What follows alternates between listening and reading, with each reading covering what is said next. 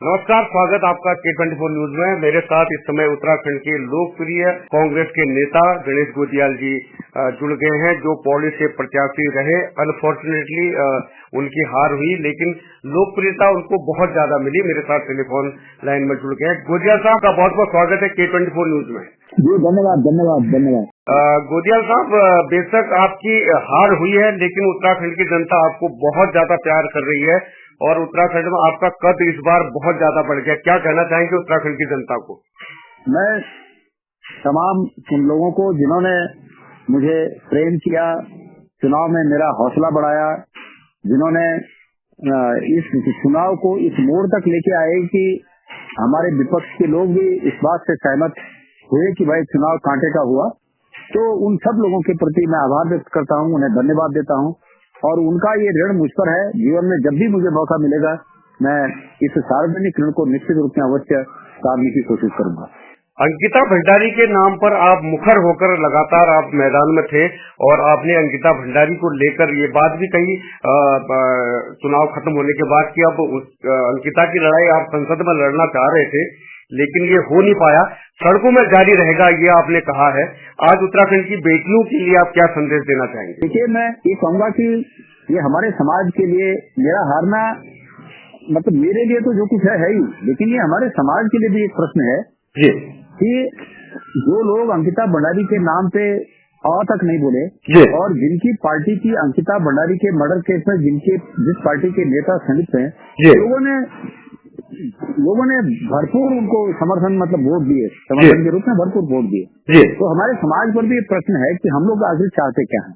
भाई, ये इस तरह के जब अपराध होते हैं तो सबसे पहले तो उस अपराध की निष्पक्षता से जांच होनी चाहिए, तटस्थ जांच होनी चाहिए और अपराधी किसी भी पार्टी का क्यों न हो, किसी परिवार का क्यों न हो, लेकिन वो चूंकि अपराधी है इसलिए उस अपराधी को बचाए जाने की कोशिश नहीं होनी चाहिए। और ऐसी कोशिश यदि सरकार करे तो ये उचित नहीं है।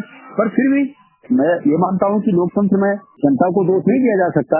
ये हमारी कमी रही कि हम लोगों को नहीं समझा पाए, लेकिन भविष्य के लिए मैं संदेश हमारे समाज को और उत्तराखंड के लोगों को, हमारे लोगों को देना चाहता हूँ कि ऐसी मुसीबत की घड़ी में सबको एक होने की आवश्यकता है। वही समाज आगे बढ़ता है, वही समाज मजबूत होता है जो विपत्ति के समय एकजुट होता है। ये गुण हमने आना चाहिए।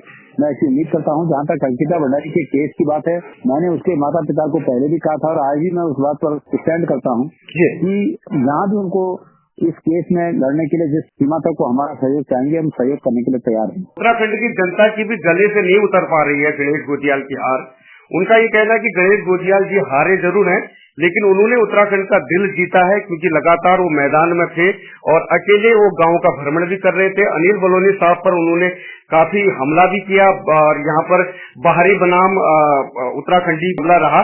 लेकिन अब आपकी जो भूमिका है वो क्या होगी, क्योंकि आपको भावी मुख्यमंत्री के तौर पर उत्तराखंड की जनता इस समय देख रही, क्या कहना चाहेंगे आप? नहीं, ऐसा नहीं है कि भावी मुख्यमंत्री, ऐसा कुछ नहीं है। मतलब एक हमारे गढ़वाली में कहावत है जी कि आप गढ़वाली समझते हैं? जी बिल्कुल गढ़वाली समझते हैं और आप गढ़वाली में काफी बोला भी आपने जी। हाँ, तो गढ़वाली में कहावत है कि सूरा गौड़ बिन क्यों और हड़गा चैन उनके। ऐसा हम उस चरित्र के नहीं है, हम यथार्थ और सच्चाई को समझते हैं और जिस दिन ऐसी नौबत आएगी तो निश्चित रूप से उस दिन उसके लिए तैयार होंगे। लेकिन अभी ऐसी कोई बात नहीं है।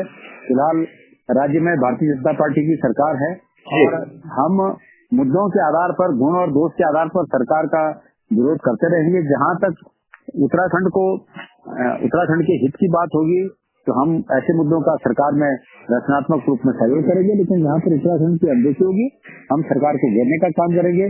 2027 के लिए अपने को स्वयं को तैयार करेंगे, जनता की अदालत में जाएंगे, जनता आशीर्वाद देगी तो फिर निश्चित रूप में जनता के लिए काम करेंगे। और जिस प्रकार अभी जनता ने हमें आगे का रास्ता नहीं दिया, सड़कों पर जनता के लिए संघर्ष करेंगे। ये मुद्दे मैंने उठाए, उन मुद्दों को लगातार मैं उठाता रहूंगा। मैं जब तक ये अग्निवीर योजना समाप्त नहीं हो जाती तब तक इस बात खाता रहूंगा जब तक ये अंकिता भंडारी के साथ न्याय नहीं हो जाता, सड़कों पर इस बात को उठाता रहूंगा।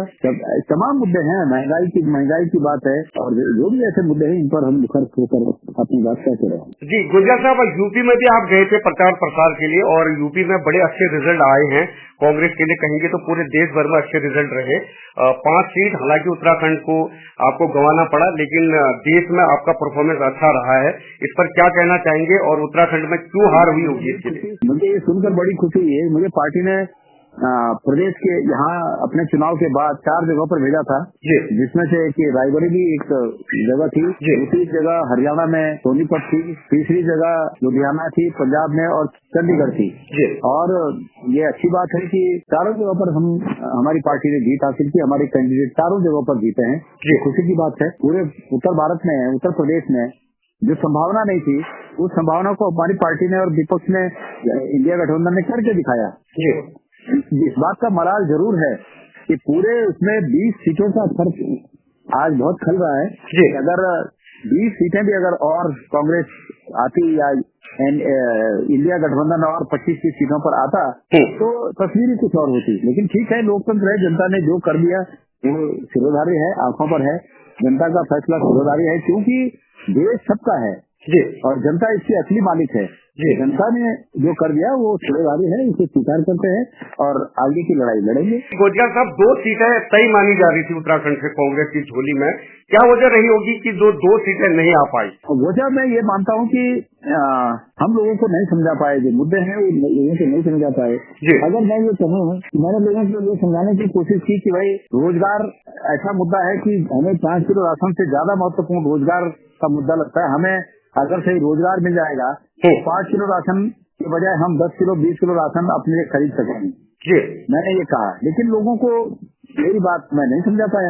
लोगों को लगा कि नहीं, जो मिल रहा है वही अच्छा है। और क्योंकि मैंने कहा कि देश और राज्य जनता का है, तो जनता को जो अच्छा लगे वो निर्णय लेने के लिए स्वतंत्र है।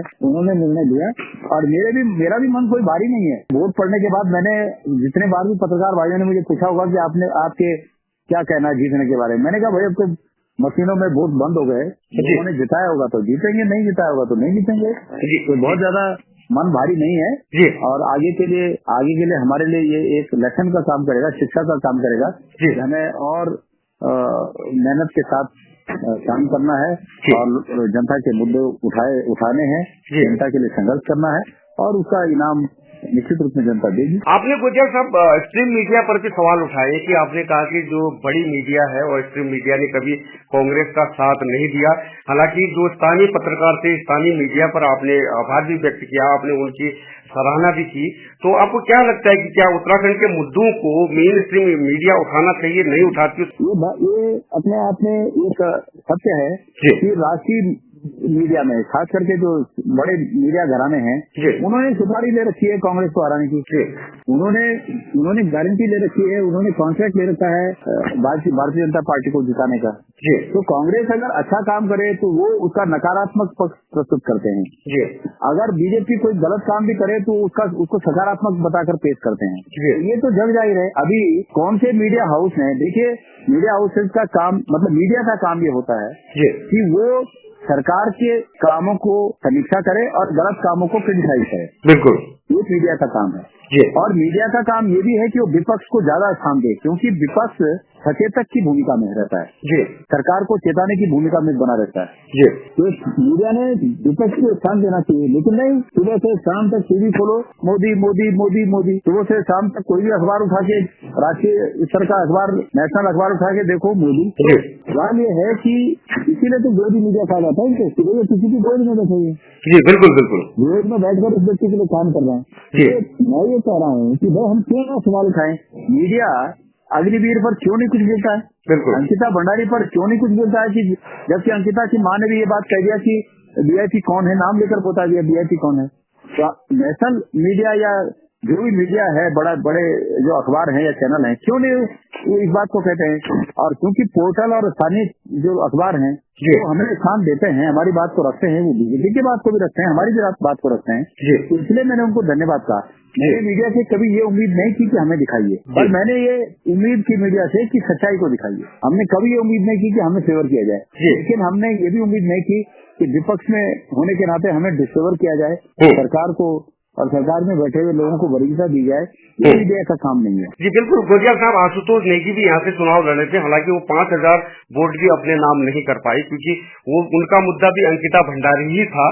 लेकिन ऐसा क्यों हुआ कि उनको एक भी वोट नहीं मिली? क्या हमारी जो क्षेत्रीय पार्टी है वो विलुप्त होती जा रही है? क्षेत्रीय पार्टी विलुप्त होने के कारण है, क्षेत्रीय पार्टी जो है वो कमजोर होने के कई कारण हैं और इसके कारणों की आगे व्याख्या करेंगे। लेकिन जहाँ तक आशुतोष नेगी की बात है, आशुतोष नेगी को सब लोगों ने देखा कि भाई इनका मकसद क्या था।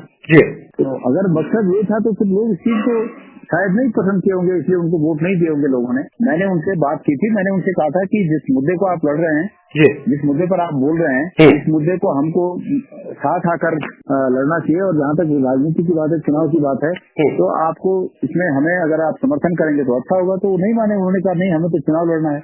तो उन्होंने तो मुझे ये कहा कि आप ही बैठ जाओ, मैं ज्यादा प्रभावशाली हूँ, मैं ज्यादा अच्छे से लड़ सकता हूँ। प्रभावित तो नहीं कर पाए, हालांकि आपके वोट को डैमेज भी नहीं कर पाए आशुतोष नेगी, फर्क नहीं पड़ा आपको बिल्कुल भी। उसके बाद मेरी बात सुनिए, उसके बाद ऐसा है कि सबका अधिकार है चुनाव लड़ना। उन्होंने नहीं माना, वो लड़े चुनाव, लड़ने के बाद रिजल्ट उनके भी सामने है, मेरे भी सामने है, कोई बात नहीं, ये सब चलते रहता है। और बाकी लेकिन एक बात मैंने पहले भी कही है और आज भी कहूँगा कि अंकिता भंडारी के मामले में इनका जो योगदान है उसको बुलाया नहीं जा सकता।